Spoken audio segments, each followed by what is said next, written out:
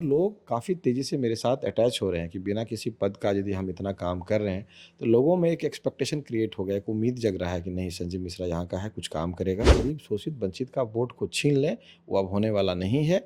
सभी लोग वोट करेंगे, मतदान करेंगे और इसके लिए हमारे नेता रोड पे उतरे हैं, लड़ाई लड़ रहे हैं। आखिर क्या रीज़न है? और आप पाएँगे, मैं पूरे बिहार की बात कर रहा हूँ, एक आपको सच बात बता रहा हूँ। जो वोटर लिस्ट में नाम कटा है, वो सिर्फ़ महागठबंधन के कैडर के लोगों का ही क्यों कटा है? तो हमारे विधानसभा में लगभग 7,000 साढ़े 7,000 वोट को उड़ा दिया गया है, जो कि महागठबंधन का वोट है। कैडर है महागठबंधन का, उसी का वोट क्यों उड़ा है? सामने वाले का क्यों नहीं उड़ा? ये बहुत बड़ा मेरा प्रश्न है। जब तक आप विरोध नहीं करेंगे, चीज़ों को सामने नहीं लाएँगे, सरकार तक चीज़ों को कमी नहीं पहुँचाएँगे, तो काम कैसे होगा? हम तो किसी भी अभी इसमें पद पे नहीं है, लेकिन हमारा सारा काम होता है। हम सारा काम अपना खुद करवा लेते हैं। नोरमा ग्रुप, जो सोचता है वो करता है। आपके अपने सपनों का आशियाना। नमस्कार, मैं दीपक और आप देख रहे हैं भारत लाइव। देखिए, बिहार में इसी साल विधानसभा का चुनाव है। जितनी भी पार्टियां वो खुद को मजबूत करने में लगी है। इसी कड़ी में हमारे बीच वीआईपी के कद्दावर नेता और समाज में कई काम करते हैं जिससे लोगों के बीच चर्चाएं का विषय है वो बन जाते हैं। हमारे साथ मौजूद हैं वीआईपी के संजीव मिश्रा जी। बहुत स्वागत है आपका। बहुत-बहुत धन्यवाद आपका। लगातार आप समाज में सक्रिय हैं, लोगों के बीच जाते हैं। कई बार आपकी वीडियो आती है जिसमें आप अधिकारियों का क्लास लगाते नजर आते हैं, पानी के लिए आवाज़ उठाते हैं, कई मुद्दों पे आवाज़ उठाते हैं। कैसे इन चीज़ों के लिए प्रेरणा मिल रहा है आपको? देखिए, सामाजिक सरोकार से जुड़े हुए चीज़ों पे आवाज़ उठाना कोई गलत नहीं है और ये राजतंत्र नहीं है, राजतंत्र का समय चला गया, ये लोकतंत्र है। लोकतंत्र में अपनी आवाज़ को बुलंद रखना चाहिए, तभी आप आगे बढ़ सकते हैं और आपको सफलता मिल सकती है। और इसी की कड़ी में हम छातापुर में, चूँकि छातापुर से हैं, छातापुर मेरा घर है, लगातार यहाँ जो भी कुछ समस्याएँ आती हैं, तो एक मेरा दायित्व बनता है कि हम अपने छातापुर के लिए, अपने गाँव समाज के लिए यहाँ की लड़ाई लड़ें और यहाँ जो लोग हैं, उनकी जो समस्या है उसको सुनें, उस पे हम काम करें। तो इसी में हमारी ये प्रयास रहती है कि हम ज़्यादा से ज़्यादा पब्लिक के हित में काम कर सकें, लोगों का की जो ज़रूरतें हैं, समस्या है, उसको हम फुलफ़िल कर सकें। उसी में लगातार हमने पीएचडी विभाग की जो स्थिति है पूरे बिहार में, ख़ास करके मेरे क्षेत्र में छातापुर में, उसकी स्थिति बद से बदतर है। उसके लिए चाहे सीओ की बात हो, थाना की बात हो, यहाँ जो भी सरकारी कर्मचारी है, तो हम ये कोशिश करते हैं कि लोगों का काम हो जाए और ईज़ी प्रोसेस में सिंगल विंडो सिस्टम से काम हो जाए, किसी दलाल और ब्रोकर की ज़रूरत नहीं पड़े। जी। और छातापुर के साथ-साथ मैं मिथिलांचल और मैं पूरे बिहार की बात करूँ, तो करप्शन इस लेवल पे बढ़ गया है, इतने मतलब लोग भ्रष्टाचार की तरफ पता नहीं क्यों मूव कर गए हैं कि आदमी को अच्छा और बुरा का ज्ञान ही खत्म हो गया है। इसीलिए हम कोशिश करते हैं कि हमारे छातापुर में कुछ गलत ना हो और जो पब्लिक का हक और अधिकार है, उसको दिलाने का कोशिश करें।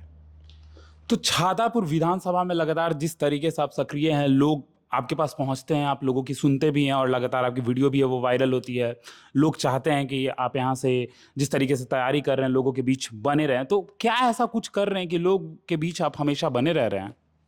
देखिए, मैं तो लगातार क्षेत्र में ही रहता हूँ, गाँव में ही रहता हूँ। अभी भी मैं आज छातापुर में ही हूँ, चूँकि आज हमारा रैली था। जो उम, वोटर लिस्ट से नाम काटा गया है, उसके लिए जो हमारे जितने भी नेता हैं, महागठबंधन के जितने भी घटक दल के नेता हैं, सभी लोग अपने-अपने स्तर से रोड पे उतर रहे हैं और सिर्फ नेता पदाधिकारी नहीं, कैडर ही नहीं, कैडर के साथ-साथ जो आम आवाम है, वो भी रोड पे उतर रहे हैं। उसी का रैली था आज, उसी में हम लोग गए थे, अभी जस्ट छातापुर आए हैं और आपके साथ बातचीत हो रही है। छातापुर की समस्याएँ अनेक हैं और इसके लिए हम लगातार आवाज़ उठा रहे हैं। चाहे वो किसान की समस्या हो, चाहे वो मज़दूर की समस्या हो, चाहे पलायन की समस्या हो, स्वास्थ्य व्यवस्था बेहतर नहीं है, डॉक्टर मिलेंगे तो कभी दवाई नहीं मिलेंगे, कभी जाँच नहीं मिलेगा। तो ये सब स्थिति जो है, इसके लिए हम लड़ाई लड़ रहे हैं। हमें सफलता ज़रूर मिलेगी, थोड़ा वक़्त ज़रूर लग रहा है और लोग काफ़ी तेज़ी से मेरे साथ अटैच हो रहे हैं कि बिना किसी पद का यदि हम इतना काम कर रहे हैं, तो लोगों में एक एक्सपेक्टेशन क्रिएट हो गया, एक उम्मीद जग रहा है कि नहीं संजीव मिश्रा यहाँ का है, कुछ काम करेगा। हमने स्कूल, हॉस्पिटल, कॉलेज, आज हमारे यहाँ कई मरीज़ का डेली ऑपरेशन फ्री में हो रहा है आयुष्मान भारत से। पब्लिक का तो हम कुछ नहीं ले रहे हैं। आखिर कहीं ठीक है, सरकार हमें पे कर रही है, उसके बदले में गवर्नमेंट से फंड आती है। अदरवाइज़ पब्लिक को तो यहाँ बेनिफिट मिल रहा है ना, कि लोगों को जो यहाँ से दरभंगा और पटना जाना पड़ता था, ट्रैवलिंग कॉस्ट आता था, वहाँ रहने का खर्चा होता था, आज तो गाँव वाले को बचत हो रहा है।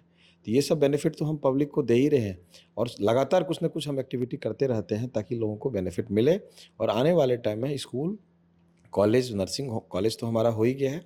हम मेडिकल कॉलेज और यूनिवर्सिटी का भी सपना देख रहे हैं, जिसको बहुत जल्दी हम साकार करेंगे, अपने छातापुर वासियों को सौंपेंगे। आपने बात किया वोटर अधिकार यात्रा का, राहुल गांधी और जो भी महागठबंधन के हैं, तेजस्वी यादव, फिर उधर मुकेश सहनी हैं और दीपांकर भट्टाचार्य, जितने लोग हैं सब एक साथ मजबूती से बिहार का दौरा कर रहे हैं, सभी जगहों पे जा रहे हैं और लोगों को समझा रहे हैं। अच्छा, वोटर अधिकार यात्रा का सबसे बड़ा एम क्या है, लक्ष्य क्या है, क्या आप बताना चाहते हैं? देखिए, अभी जो सरकार थोड़ा सा लिबरल हुई है, इलेक्शन कमीशन लिबरल हुई है, उसका रीज़न ये वोटर अधिकार यात्रा ही है। और लोग जब सड़क पे उतरने लगे तो इलेक्शन कमीशन को ये अंदाज़ा नहीं था कि भाई हम किसी पार्टी के इन्फ्लुएंस में आकर के हम यदि ये गलत स्टेप ले रहे हैं और इसका परिणाम क्या होगा। एक परिणाम ये है कि यहाँ की वोटरों में काफ़ी ज़्यादा गुस्सा है, नाराज़गी है कि भाई एक स्वतंत्र एजेंसी को इस तरह से किसी के इन्फ्लुएंस में काम नहीं करना चाहिए और इलेक्शन कमीशन को ये अपना जो डिसीजन है विड्रॉ करना चाहिए। लेकिन एक अच्छी बात निकल के आ रही है, जब से ये यात्रा प्रारंभ हुआ है, पब्लिक ऑर्गेनिक तरीके से रोड पे आ रहे हैं, तो इलेक्शन कमीशन इस चीज़ को नोटिस में ले रहा है और नाम सुधारने का प्रक्रिया जो है जारी कर दिया गया है। लोग अपना अपना नाम जुड़वा रहे हैं, जिनको सुधार करवाना हो करा रहे हैं।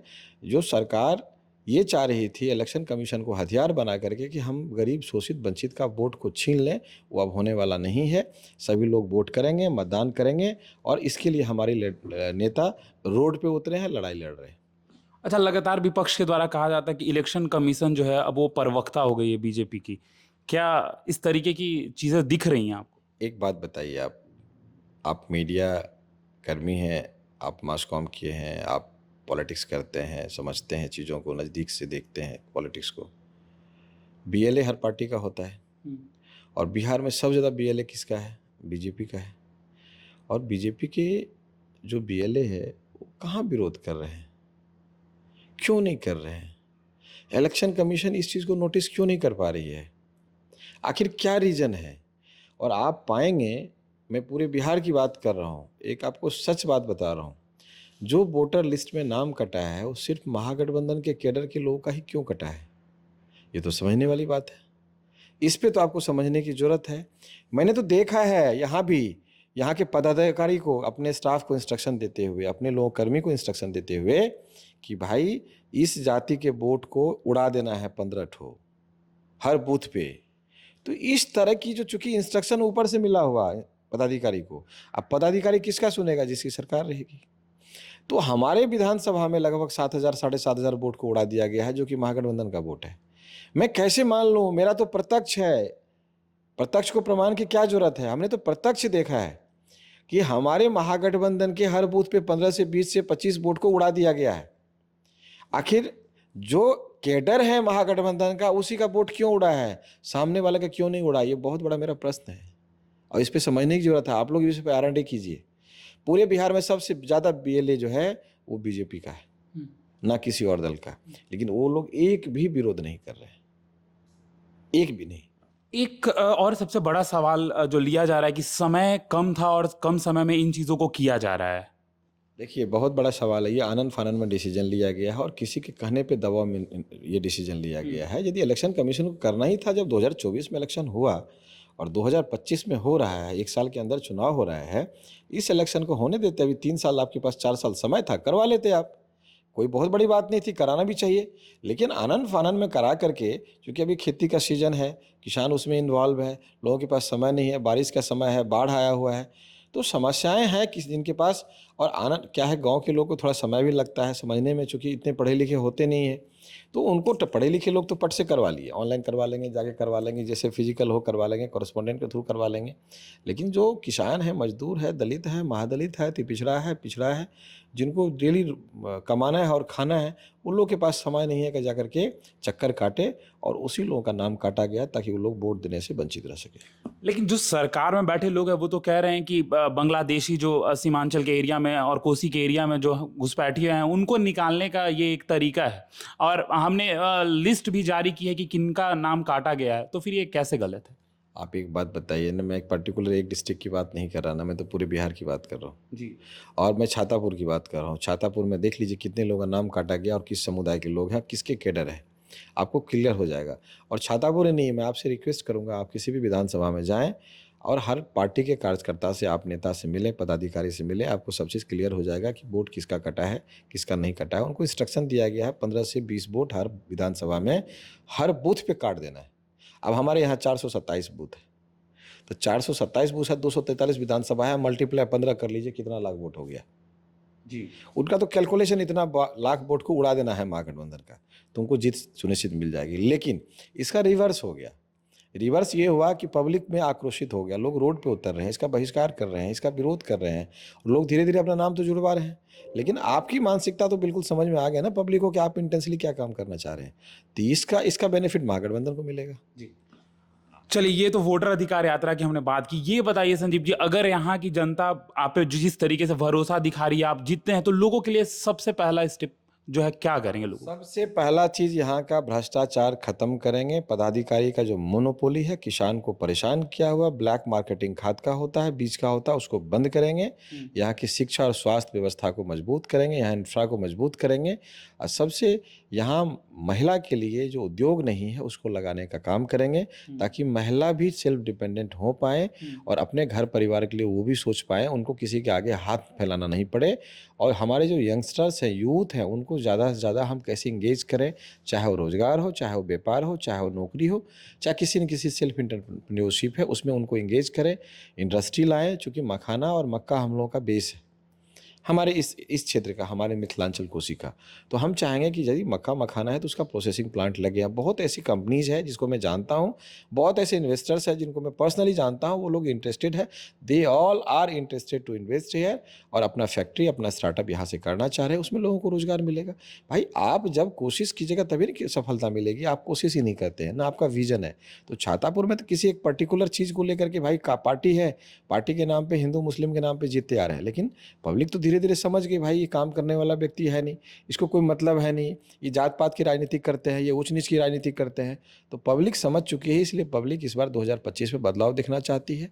और वो बाहरी व्यक्ति है, यहाँ सबका एक ही मुद्दा है, किसी भी दल हो, किसी भी समुदाय को, भैया हमको स्थानीय विधायक चाहिए। इसलिए लोग तो काफ़ी तेज़ी से मेरे साथ जुड़ रहे हैं।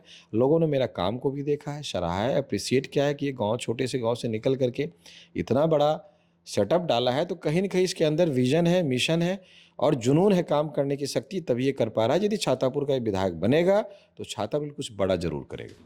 ये प्रेरणा कहाँ से मिलती है आपको? आप तो सरकार में नहीं है, अभी पार्टी में है, अभी किसी पद पे नहीं है जिस तरीके से, और आप लोगों के बीच जाते हैं और डायरेक्टली उनकी चीज़ों को सुनते हैं और काम करते हैं। हम किसी पद पे नहीं है और आपके माध्यम से हम अपना जनता से, पब्लिक से बात करना चाह रहे हैं और हम करते हैं कि ऐसा कोई काम दे दीजिए आप, देखिए हम करके देखते नहीं देते हैं। यदि हम अपोजिशन में है तो क्या हम विरोध करेंगे? विरोध करके हमारा रजिस्ट्री ऑफिस आया, रोड बना, पुल पुलिया बना, हम जिसका विरोध करते वो काम होता है। जब तक आप विरोध नहीं करेंगे, चीज़ों को सामने नहीं लाएंगे, सरकार तक चीज़ों को कमी नहीं पहुंचाएंगे, तो काम कैसे होगा? हम तो किसी भी अभी इसमें पद पे नहीं है, लेकिन हमारा सारा काम होता है, हम सारा काम अपना खुद करवा लेते हैं और हमको किसी की सपोर्ट की ज़रूरत नहीं। भाई हमें पता है कि हमारी स्किल क्या है, हमारा राइट्स क्या है, हमारी क्या कैपेबिलिटी है, उसको मैं जान रहा हूँ। और मैं उस संविधान की ताकत को लेकर के, जो हमारा अधिकार है, उस अधिकार के तहत मैं सारा काम करवा लेता हूँ और सामने वाले को करना पड़ता है, चूँकि लॉ है।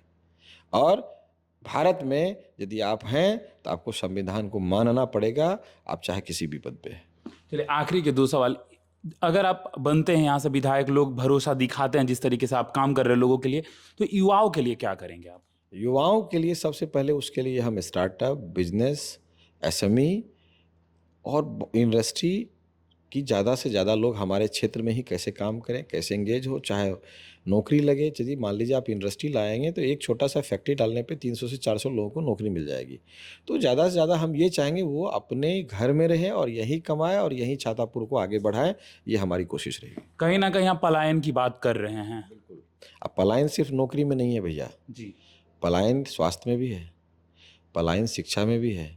आप चले जाइए कोटा और वहाँ के जाके देखिए दृश्य, चले जाइए मुखर्जी नगर, चले जाइए नेबसराय, चले जाइए आप इंडिया से बाहर की बात मैं कर रहा हूँ। अभी रशिया और जो यूक्रेन की लड़ाई हुई तो आपने देखा बिहार के बच्चे किस हिसाब से फंसे हुए थे। कितना हम लोग को आइडिया था कितने बच्चे हैं बिहार के, लेकिन इस तादाद में यहाँ बिहार के बच्चे वहाँ हैं, ये हम लोग को कतई अंदाजा नहीं था। जब युद्ध हुआ वहाँ, जब बच्चे निकलने लगे तो हम लोग तो देख करके दंग रह गए, भाई इतनी संख्या में रशिया में, यूक्रेन में हमारे बच्चे रहे। तो ये तो स्थिति है। पलायन क्या उसमें नहीं है? कोटा में विद्यार्थी कहाँ का है? बिहार का है। बिल्कुल। और शिक्षक कहाँ का है? बिहार का है। पैसा कहाँ का है? बिहार का है। अरे भाई जब सब चीज़ बिहार का तो वो चीज़ बिहार में क्यों नहीं है? मेरा ये सबसे बड़ा सवाल है सरकार से कि आपका स्टूडेंट भी बिहार का है, आपका पैसा भी बिहार का है और आपका शिक्षक भी बिहार का है। इसका मतलब आप संसाधन और माहौल नहीं दे पा रहे तब ना बच्चा कोटा जा रहा है। ये तो बहुत बड़ा सवाल है जी। इस पे सरकार को संज्ञान लेना चाहिए। क्यों आज हमारे यहाँ प्राइवेट यूनिवर्सिटी नहीं है? क्यों नहीं है भाई? प्राइवेट यूनिवर्सिटी होगा। आज बीएससी नर्सिंग का फाइल साइन नहीं हो रहा है। तेजस्वी जी कम से कम बीएससी नर्सिंग का लाइसेंस तो दिए, लोगों को पढ़ने का अवसर मौका तो मिला, लोगों का एम्प्लॉयमेंट जो जनरेट हुआ। दूसरे स्टेट में जा रहे हैं आज नर्सिंग के लिए, कोर्स के लिए, वो पलायन तो रुकता है एटलीस्ट। तो ये चीज़ें हैं, सरकार को समझना है कि अपना एक फिक्स फार्मूला पे काम नहीं करना चाहिए और सरकार को भी टाइम टू टाइम आपको अपने आप को अपग्रेड करने की जरूरत पड़ती है, नहीं तो नोकिया मोबाइल वाला हाल हो जाएगा। संजीव मिश्रा ये बात कितना मानते हैं कि बिहार में अफसरशाही जो है हावी है? लोग लगातार सवाल करते हैं और पूछते रहते हैं। मैंने फेस किया है, अफसरशाही को खुद फेस किया हूँ। संजीव मिश्रा खुद फेस किया है और मैं लड़ाई लड़ा हूँ और मैं जीता हूँ और मैं डेली लड़ाई लड़ रहा हूँ और मैं आखिरी सांस तक लड़ाई लड़ूंगा अपने अधिकार और हक के लिए, और अपने लिए नहीं, अपने समाज के लिए, अपने गांव के लिए, अपने इलाका के लिए मैं लड़ाई लड़ूंगा। उसके लिए मैं तैयार हूँ। तो अफसरशाही हावी है? बिल्कुल है, बिल्कुल है। मैंने बताया कि मैंने फेस किया हुआ है और ये अफसरशाही नहीं चलेगा, एकदम नहीं चलेगा। तो देखिए संजीव मिश्रा साफ कहते ये नजर आ रहे हैं कि अफसरशाही नहीं चलेगा। छातापीर विधानसभा से ये तैयारी कर रहे हैं और लगातार जो जनता है उनका भरोसा जो है वो जीतने का काम भी कर रहे हैं। लगातार ये जितने भी समाज में काम होते हैं आप देख सकते हैं, लगातार लोगों के बीच जाते हैं, उनकी समस्याओं को सुनते हैं और हल करने की कोशिश करते हैं। देखना दिलचस्प होगा कि जनता जो है कितना भरोसा करती है और कहां तक इनको लेकर चलेगी। तो तमाम ऐसे ही खबरों के लिए आप भारत लाइव देख रहे थे, बने रहे, धन्यवाद। आपके सपनों को हमने सजाया है, ई होम्स पैनोरामा को हमने बनाया है। ई होम्स मेरा एक सपना था जिसपे मैं पिछले 4 साल से काम कर रहा था। हमने जो बनाया है वो सबने है माना। ई होम्स पैनोरामा में हो आपका भी आशियाना।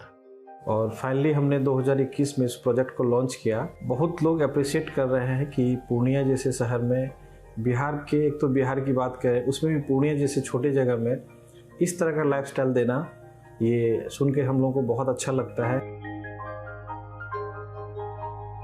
ई होम्स में हमने कुछ और भी किया है, जैसे हम जिस जगह में रह रहे हैं हमारे फैमिली सिक्योर हो, उनको सिक्योरिटी का ध्यान में रखा है।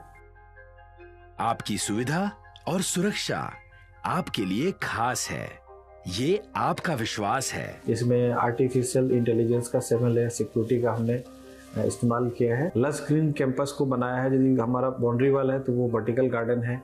ये जितनी भी फैसिलिटी होता है एक इंटरनेशनल टाउनशिप में ई होम्स है, ये हम लोग विश्वास नहीं कर पा रहे हैं। जो भी हमारे मित्र, दोस्त या जो भी हमारे बाहर के बाहर आते हैं तो हम लोगों को बहुत अच्छा सुनने को मिलता है और बहुत अच्छा क्रेडिट मिल रहा है। वो सारा हमने सिर्फ एक बिल्डिंग नहीं बनाया, हमें एक बहुत अच्छा लाइफस्टाइल दिया ई होम्स में, और मेरा एक सपना था जिसको मैं आज फुलफिल होते हुए देख पा रहा हूँ।